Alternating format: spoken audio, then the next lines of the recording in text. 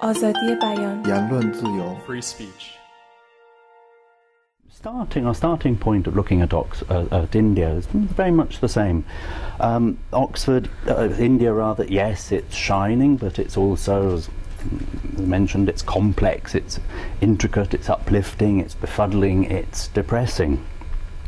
So we're starting at the same point, but I think I was reflecting on my way here, I was reflecting on the different ways economics and journalism, or Tehelka, deal with or think about corruption, and I found some interesting differences, parallels. I was arguing that, or suggesting that corruption is something inevitable in a developing country, that as a journalist you'd be sitting there making one expose after another.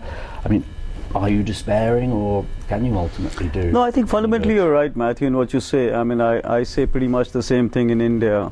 For me, corruption is not even India's primary challenge. I mean, it's the primary challenge that a lot of people posit, but I don't think it is. As someone who works deep in the gutter, I don't think it is the primary challenge. And for various reasons that you enumerated, I think corruption is part of a kind of process and you can't separate corruption from the process India is in at the moment. It's also part of the human condition. So you can be a developed country, you can be a wealthy country, and you can still have vast levels of corruption. I think, for example, at the top level, when it comes to arms deals, for example, I think there's corruption in every government in the world, because there is so much money to be transacted in every weapons deal, and weapons dealers have so much money to actually give away that there's always a degree of corruption. I think the chief challenges in India really are, and to correct a mistaken notion that Matthew, any of you may have, Tehelka's work is not really two things. It's not purely anti-corruption, nor is it purely expose-based. I think what Tehelka has been involved with, since it's Tehelka we are talking about briefly, is actually embedding itself in the major narratives of modern India.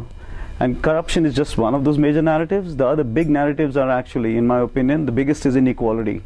I mean, the problem with India is the levels of inequality are staggering. You have about 500 million people who live at sub-Saharan poverty levels. That's almost the size of the population of Africa. That's 500 million people living at sub-Saharan poverty levels. At the other end, you have the richest Indians today are the richest people in the world. I mean, you have this kind of mind-boggling wealth, you know, which anybody who visits India and gets a kind of invite to the right places will be able to see straight away. I mean, my wife and I would probably have half a dozen people in who are acquaintances who only fly their private jets living out of Delhi. I mean, that's the kind of money that has come to India in the last 15, 20 years. So you have a great skew in society. So inequality is a big challenge. The second big challenge is injustice, and that's another big narrative into which Tehelka has been embedded and doing continuous work. We can't deliver justice. I'll tell you a story which happened with me just 3 days before I took the flight out to New York a week ago. I was in court. I mean, we are constantly in court because of the work we do. So it's somebody that is always slapping a case on us. So I was sitting in court on a case that was slapped on us 11 years ago in a lower court, and the judge the magistrate was a little late coming in, and there was a guy sitting there, a lawyer, who recognized me, and he came and sat down next to me, and he wanted to know about my case. And I said, well, you know, this case was filed in 2002, and it's 10 years, and the charge sheet still hasn't been filed. And I was obviously kind of shopping for some sympathy from this guy. And I asked him, I says, what are you doing here? So he pointed out to two men sitting on the row in front of me at the corner, two old men. And he said, I'm actually the lawyer for these guys. I said, what's the case? He said, well, you know, the case is a really old case. It was a case of embezzlement of 5,000 rupees. And there were 3 government officers who were involved. And the case was filed in 1981. 1981. And in 2012, he said the charge sheet has just been filed. He said one of the 3 guys has died. And he said, and I said, so who took this case? He said, actually my father took this case, but even my father's died, so I'm handling the case now. 31 years. So you have a kind of system, a justice system that is so creaky, that is so unrobust, especially at the lower levels, that its ability to deliver justice is huge. Tehelka has done mountains of work on documenting cases, for example, on the question of Muslim youth. I mean, there has been so many young Muslim boys who have been picked up again and again on cases of terrorism, and we have been documenting cases over the last 7 years which show that almost 99% of these boys, after spending a few years in prison, get released because there's no evidence. So the police picks them. So there's an innate prejudice in the system, and we've been trying to highlight this prejudice. The prejudice occurs at the level of the judiciary, at the police, at media, bureaucracy. I mean, at all levels there's this kind of fundamental prejudice, and that prejudice ends up leading to the arrests of these young Muslim boys every time there's a terrorist incident, and years later they're released. So these are the kind of narratives we've been embedded in. I agree with him. Apart from all the reasons he pointed out about corruption and the fundamental organic existence of corruption in a society that is what India is today, there is a positive end to the corruption story also. And I threw it to a group of bankers in Bombay about 9 months ago, and they were a little taken aback. You know what corruption is in a country like India? It's a class leveler. It's a very peculiar statement to make, but you know, we have many fault lines. We have fault lines of religion. We have fault lines of caste. We have fault lines of language. Huge fault line. Those who are born onto the English language are a class apart. If you're not born onto the English language, you start at the back of the room. If you're born onto English, you start at the front of the room, and that gives you a lifelong advantage. If you're not born into the right class or the right language in India, then what are your chances of actually making it? I mean, if you're born to say my driver or my cook or my maid, what are the chances of that child competing with my child? Almost nothing. And I'll tell you, corruption in those cases becomes a level playing field creator, because very often it's people who can subvert the system. The only way people have of getting ahead and overcoming, if you didn't go to the right school, didn't go to the right college, don't know the right language, weren't born into the right family, didn't go to the right clubs, what chance do you have in a system like India, which is ratcheted and stratified in so many ways? Very often corruption, and there is the most famous case, of course, of all, which I cite, of a man called Dhirubhai Ambani. You know, he had only studied up till class 7. He was born onto utter poverty. He was filling gas in a station in the Middle East. But he had an incredible creativity when it came to corruption. And by the time he died, he was the richest man in India. I mean, today both his sons run two of the biggest, one of them runs by far the biggest company in India, the second. Of course, they've been corrupt. But I'm saying that man, Dhirubhai Ambani, a class 8 failure, the system has been finally created in a way by people so that it works for them. So the system is partial to English-speaking people. The system is partial to people who come from that club. The rules are partial to those who come from that club. So there's an entrenched elite class who created a system that benefits them. Those who are out of that class system then actually have to break into that class system, very often need to subvert the system. And I see this across India today, where people are coming from all kinds of places, subverting the system, refusing to play by the rules that have been set by another class, and saying these are the rules that your class has set, we shan't play by them, we shall play by another set of rules that we are putting into place. And so it's leading to a great churn. The thing to know about India today, and the story of My Assassins in a sense for me was an attempt to try and tell this highly complex story. When I was writing this novel, there was an obsession globally with rising India, shining India, superpower India, and a lot of people like me had a great deal of problem with that sort of rhetoric. We thought that rhetoric was misplaced, that rhetoric was delusionary. There was a country which could not feed its children, could not clothe its children, could not send its children to school, that was having these fantasies of being a superpower and so on and so forth. You come to my city, Delhi, which is the capital of India, and on every traffic light you'll find children 3, 4, 5, 6 years old begging you for a rupee. Which country can be so mad that it has children begging on the capital city on every traffic light, fantasizing about being a superpower and about being a shining kind of star of the world? And we said, this is really a bad idea, and that's when I actually wrote my book, The Story of My Assassins. And of course the book is far more complex than I'm trying to make it out to be, but it was really an attempt to tell the multiple stories of India, and to tell the story of the underclass, the counter narrative of India, you know, and to try and capture the polyphony of India, and to try and suggest that it's a mistake to post easy labels to the story of India.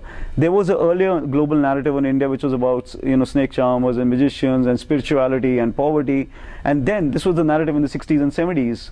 And then the narrative in the late 90s and the early part of this century became shining India, superstar India, nuclear India.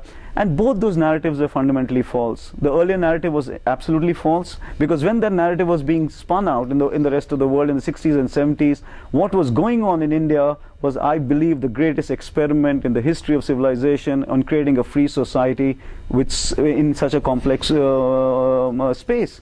I mean, you were talking about a country of almost 400 million people divided along dozens of fault lines, which was coming out of 200 years of colonialism, 1,000 years of feudalisms, was 90% illiterate when it became independent, had no manufacturing, but had the imagination and the idealism to post itself as a modern liberal democracy. I think that was extraordinary. So I think in the 50s and 60s, when the world was talking us up in one kind of way, we should have actually been a shining example of what even the most benighted and problematic societies can attempt to achieve. And then when this kind of narrative took hold, one wanted to say, listen, you're still getting it wrong. Now just all you're seeing from the West today is hundreds of millions of consumers. So suddenly the whole market, your whole rhetoric has changed, because what you're seeing today is not any shining India, global or nuclear India. What you're saying is our markets are fairly exhausted, and here is hundreds of millions of a new middle class emerging, and we need to be in there doing business. So it was largely again driven by commerce. Commercially, we were not attractive at all in the 60s. And we were not attractive because the founding fathers of India had half closed the door, because they had understood that unlike a lot of the post-colonial world, if we opened our doors, we would never get the self-sufficiency we needed to build the plinth on which a free independent India could rise. So the doors were half closed. So the world couldn't come shopping or selling in India at that point, and so it chose a kind of narrative about us. Though, as I said, that's the time we should have been celebrated, because we were embarked on what is, I believe, the greatest experiment of the last 100 years, you know, to try and create a democracy out of the kind of material we had. And so the book actually arose out of that. The book arose out of trying to tell the complex story of India as close to the bone as possible. I mean, people like me who have been in the reading business for 3 decades, I think we're fairly sick of the kind of even the fictional narratives that were gaining traction around the world, coming even out of India. I thought there was this big celebration of Indian writing in English around the world, but most of the narratives, these books, when you read them, didn't actually give you a clear sense of what truly was India. You know, you always got, there is a kind of very sanitized sliver that the elite in India inhabits, the English-speaking elite. It's the top end of it, and the stories we were trying to tell, we came from this very sanitized space. I wanted to actually break away from that sanitized space, and it was much easier for me to do so, because as Matthew was pointing out, the magazine I work for does this sort of work all the time. I mean, one of the things, one of the self-appointed mandates is actually to tell the story of the underclasses, of the underprivileged, the oppressed. I mean, those are the stories we try and tell all the time. So it's material that was familiar to me. It was material that I felt needed to be converted into a kind of fictional narrative, and that's what became the story of my assassins. Religion in India is a very big deal. You know, we have 185 million Muslims. We have more Muslims in India than there are in Pakistan, for that matter. I mean, people don't realize that. You know, we have the second largest population of Muslims in the world after Indonesia. You have close to 800, 900 million Hindus. You have several million Christians. I mean, you have several million Sikhs. So religion is a big deal in India, and there is a great deal of faith in any case at play. So, which makes the story of India even more complex, which makes any attempt to create what I keep saying, this liberal modern democracy, that much more difficult. So political leaders in India, it's very fashionable to knock political leaders in India, but I can tell you, political leaders in India juggle complexity on a minute-by-minute basis. It's very, very difficult, you know. I mean, you cannot read India in the way you read smaller nations and smaller societies. You're talking about 1.2 billion people and growing. You know, every 6th person in the world today theoretically is an Indian. We have other problems. We have 2% of the world's landmass and 17% of the world's population. So it's overheated. It's cramped. There's a run on resource. There's growing aspirations. All of that is taking place. And then there are the fault lines: fault line of religion, fault line of language, languages The big fault line may be English, but you have 30 major languages, out of which at least a dozen languages go back between 1,000 to 2,000 years old in terms of antiquity, which are seriously old languages with their own literatures and their own epics and their own philosophies. You have caste, which is a big problem. Even today, I mean, there's a story playing itself out as I speak, where a 16-year-old girl was picked up near Delhi in her own village by 10 upper caste men and raped for 6 hours. The girl's father went to the local police station to register a case. The local police station did not register the case because they were all upper caste men. The father, who was 42 years old, committed suicide. It became a media story, and now it's led to the kind of arrest of only 2 out of the 10 upper caste men. The sub-inspector in the police station has been suspended. But I'm saying even today, even though you have law, even though you have legislated on all these issues, society is very slow to catch up. I mean, the legislations were actually put into place in the early 1950s. I mean, the vision of the founding fathers was so extraordinary. I mean, the structures they put into place, the documents they created, the Constitution of India, these are extraordinary documents. I mean, so equality was promised and legally to women straight away. Universal adult suffrage, whether you were poor, rich, literate, illiterate, you had the same vote. The moment we became independent, everybody had an equal vote. Land reforms were set into place so that the old aristocracies were broken down. I mean, there was Land Ceiling Act. So the founding fathers actually put into place all the important pieces legally. That untouchability was banned straight away, obviously. To even actually use the word untouchable is a crime in India. You can be jailed for that. Despite that, 63 years later, I'm telling you about a case, and there would be cases like that. Society always moves slow. You can mandate these things, you can legislate these things, but there's always a slow process. And we all struggle against it. So at one end, I mean, the cliche about India always is that everything you say about India, the opposite is also true. So I mean, so you have the brightest people in the world, and you have the most amount of illiteracy. You have the richest people in the world, and you have the poorest. So I mean, it's you have modernity and medieval and antiquated norms all coexisting in the same space. So it's a really problematic country. I always say, when I was 19 and starting off as a journalist, I understood my country completely. At 49, I don't understand any of it. I struggle every day of my life to make sense of it. Whenever I go out and people tell me they understand India, I just love them, because I've lived there every day of my life. I've worked every day of my life, and I can tell you, I struggle with it. I truly struggle with trying to make sense of it. At the same time, what I do recognize is that it's the fruit of some incredible idealism. To have taken a subcontinent of 350 million people that was desperately poor and desperately illiterate, and to imagine that you can convert overnight, vault it into modernity, into a liberal democracy, I think was an act of high idealism. And it's against that high idealism that we fail, but it's because of that high idealism that we are still a kind of free society, a kind of creative society that we are.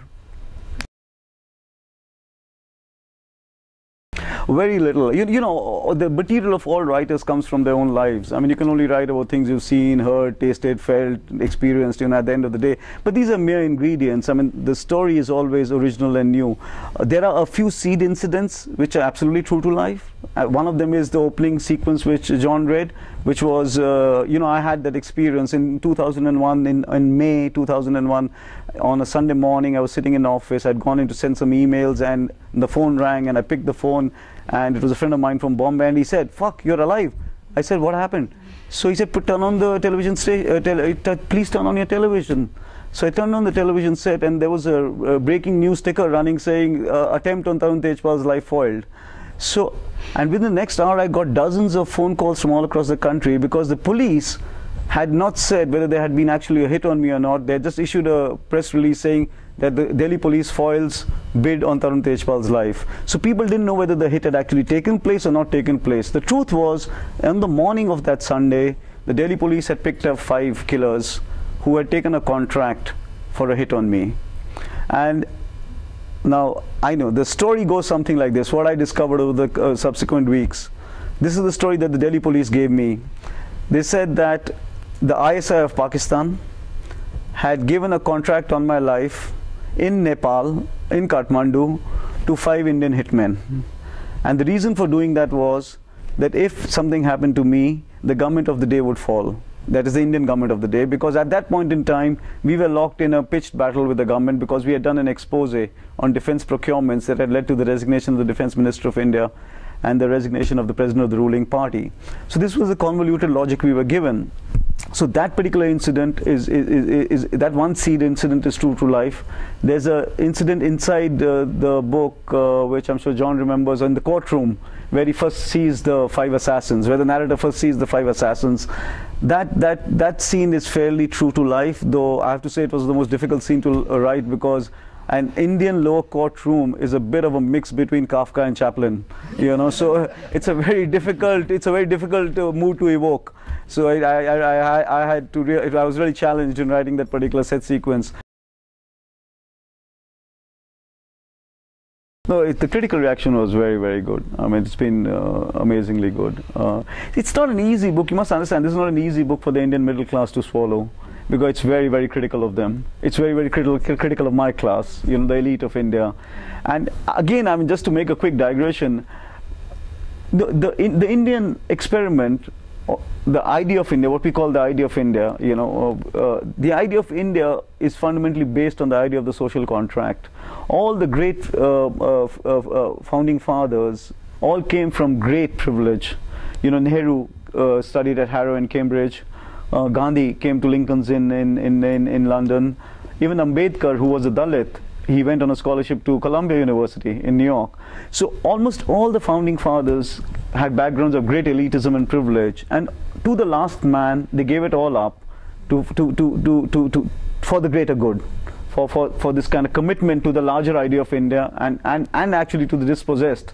I mean, everything in the founding vision of India, every document that's been written, every covenant that's been sealed, is clearly aimed at putting your heart, your money and your time behind the dispossessed and upliftment of that. If it has not happened, it may not have happened because of other reasons, but the commitment was always there. This whole idea of the social contract.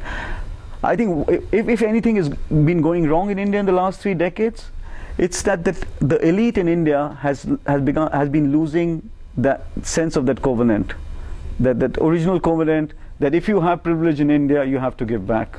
Because you are fundamentally a poor country. You are not America, you're not Germany, you're not, you know, France. You are a poor country. So that covenant was sealed in 1947 and 1950, that if you have privilege, if you have wealth, if you have learning, the onus on you to give back is that much greater. I think because we've lost that, we are in a slightly dodgy space right now, and I don't think that's something a lot of the middle class wants to be reminded of. If you talk to most of the middle class people in India, they will see nothing wrong with the Muslim condition, they will see nothing wrong with the Dalit condition, they will see nothing wrong with the condition of the tribals, they will see nothing wrong with the condition of the dispossessed, because there is a kind of cocoon that we began to live in, and I think that's dangerous, and I think unless we snap out of that, we will be in trouble. So to answer your question, with such a long digression, the response, critical response was fantastic, but people, I think, fear reading and don't want to really see themselves in the mirror, you know.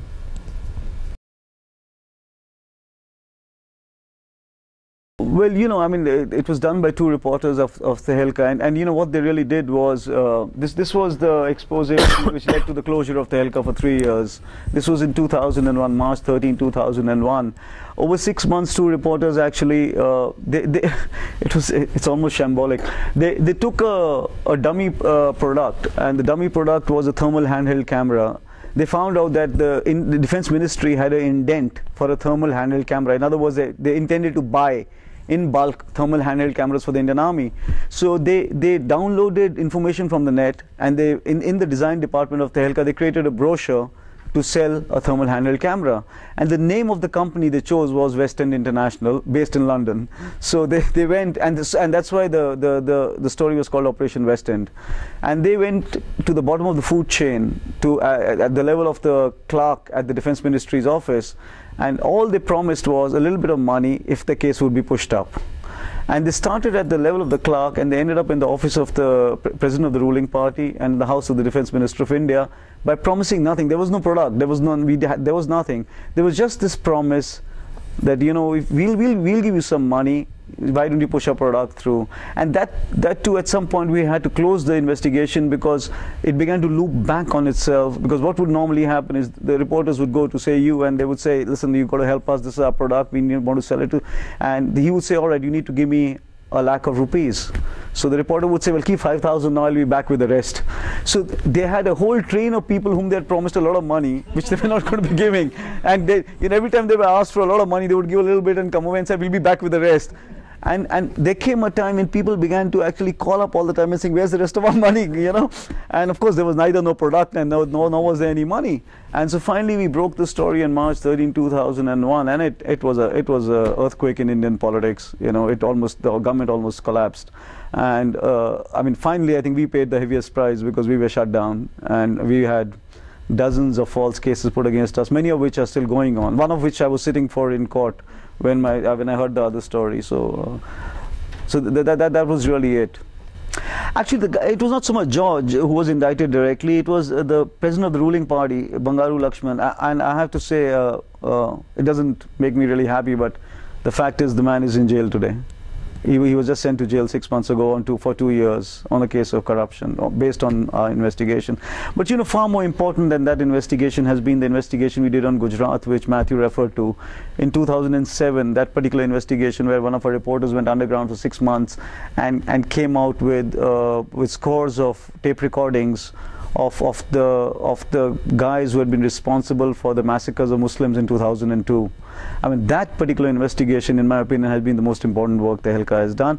And we had a very, very important vindication only some weeks ago, when the lower court, in the first convictions since in the killings of the Muslims of 2002, convicted a former minister, Mayaben Kudnani, and another leader of the right wing called Babu Bajrangi, one for 30 years and the other for 40 years. And a lot of those convictions were based on the evidence we had produced, and the court judgment cited our work. No, the nice thing about human beings is they're always gullible.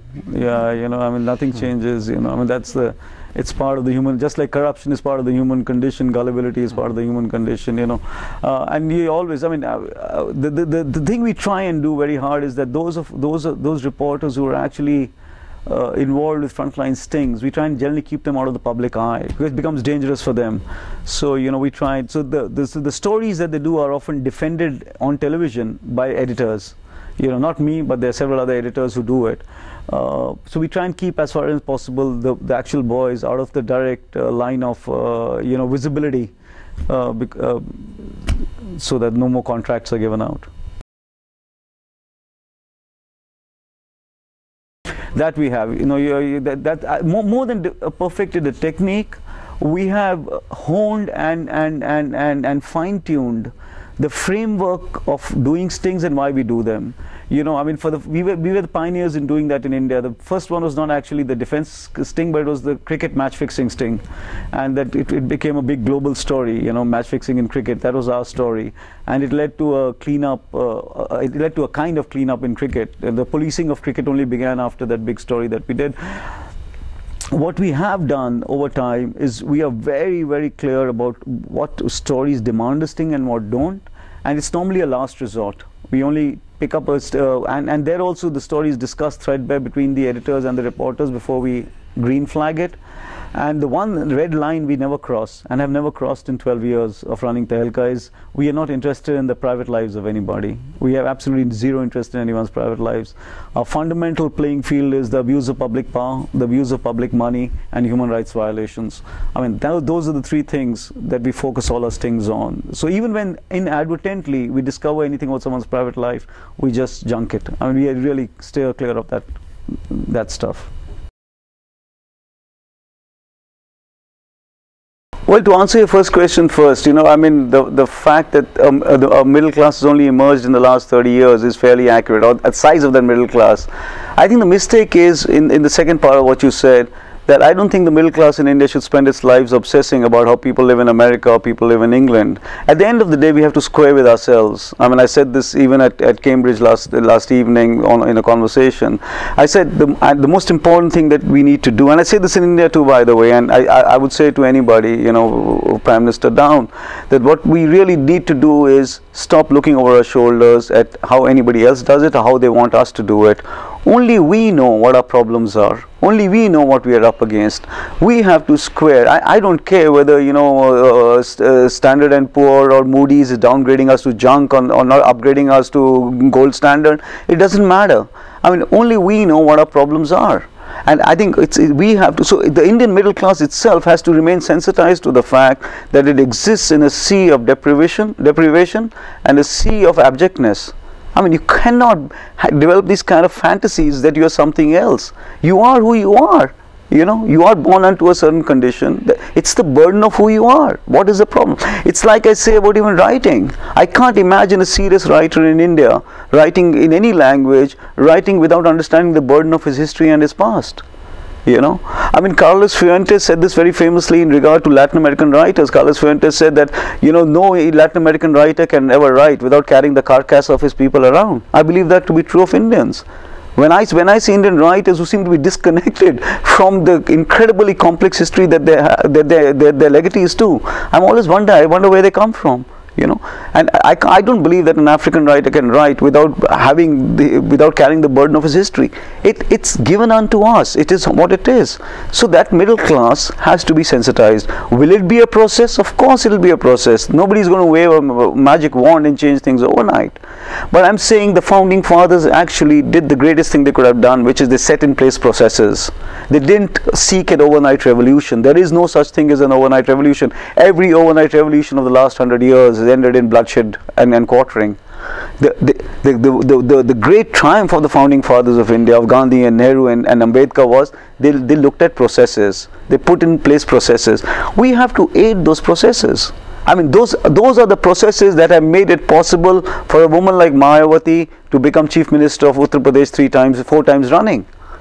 This is the same kind of Dalits who would not have had a single foot in the power structures of India 50 years ago. But processes set off 50 years ago today are leading to the empowering of all the kind of lower classes. And that's it. We have to aid the processes. The middle class doesn't help matters by pretending that they don't exist. And you know for a fact that in India, most of us don't even see the sea of deprivation around us. When those children come knocking on the windows on our cars, we don't even see them. I'm saying, give them anything, we don't see them. They don't exist.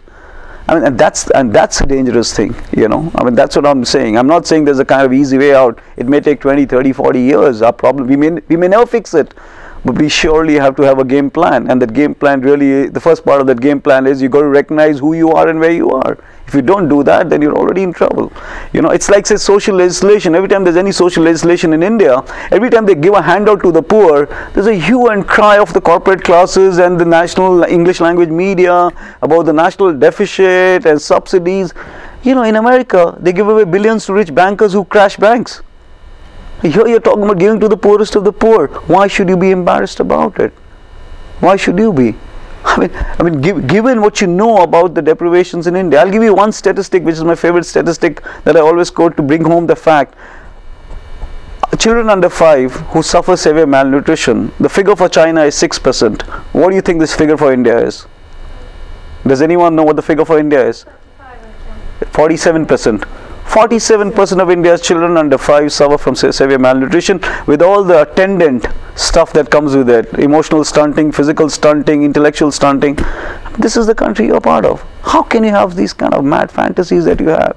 I'm very happy if you can run around town carrying a Louis Vuitton bag, but it's okay if you can do that. But at the same time, how can you forget the context that you come from? You know. It's not to say that the florescent end of Indian society doesn't have to flourish. Of course it has to flourish. But as I said in the beginning, there was a covenant of a social contract. You can't forget that. You have much, give back. Whether you give it back intellectually or emotionally or in terms of work, what do you have to give back? You can't be disconnected.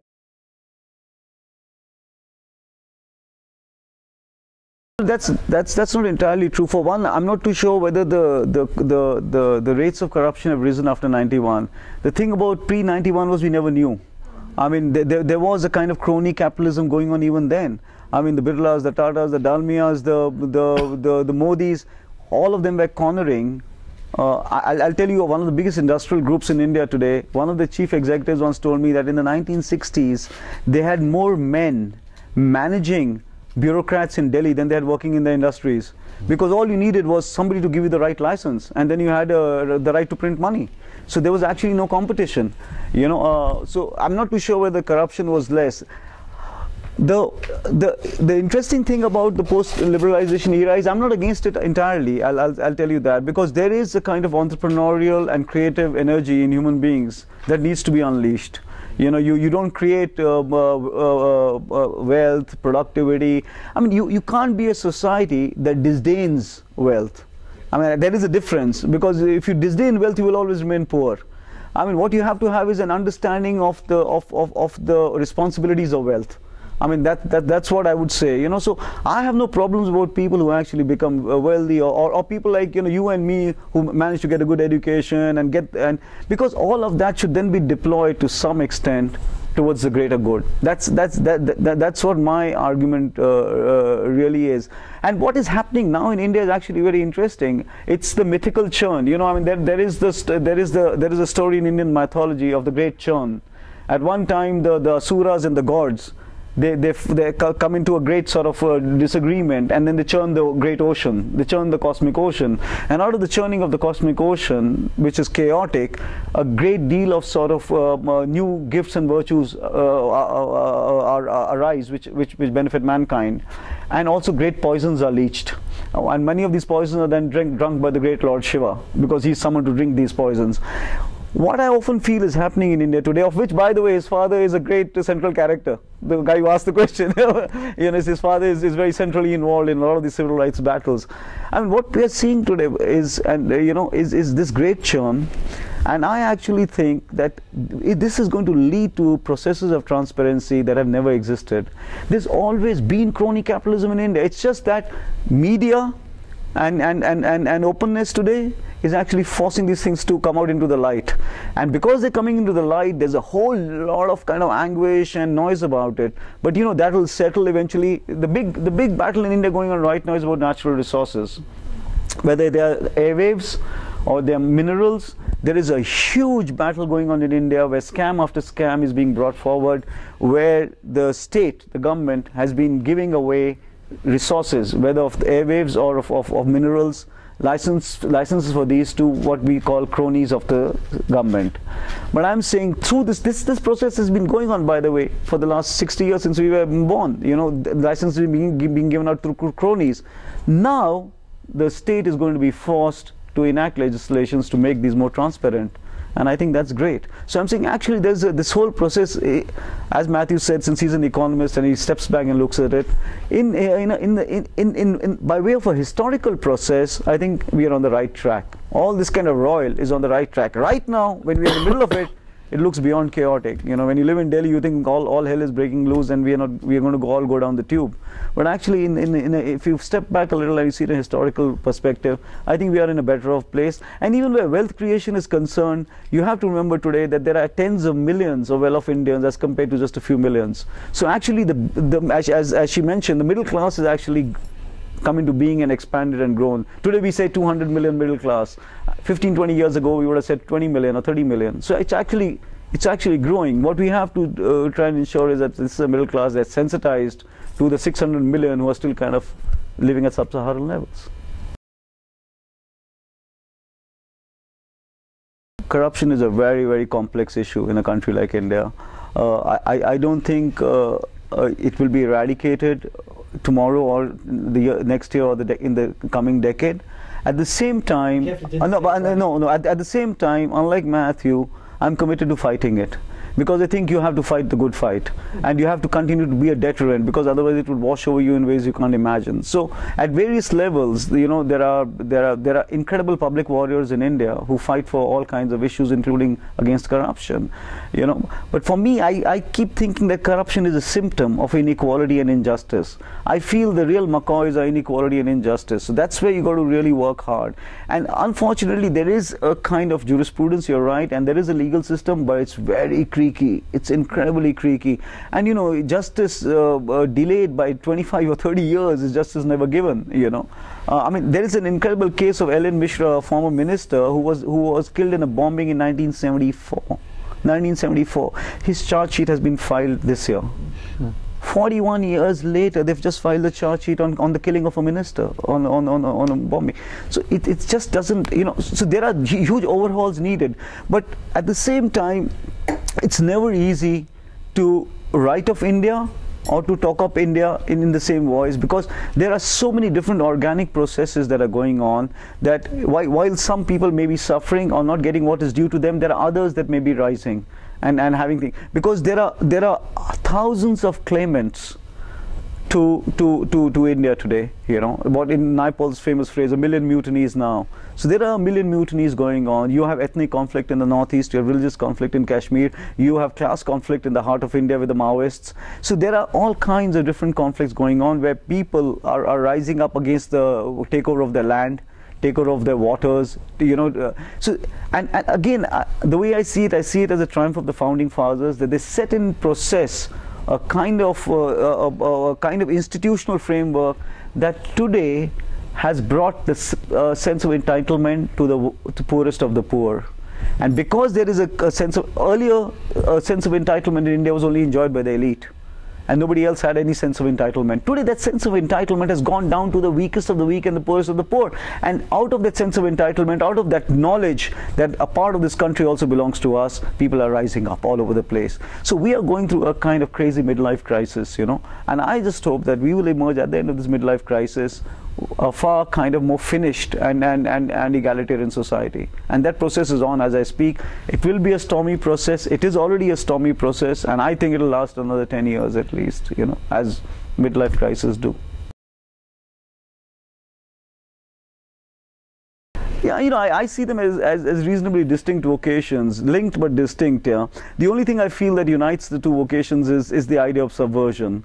I think for me, both journalism and literature are really subversive vocations. I mean, they are fundamentally meant to subvert the status quo, to pose discomforting questions.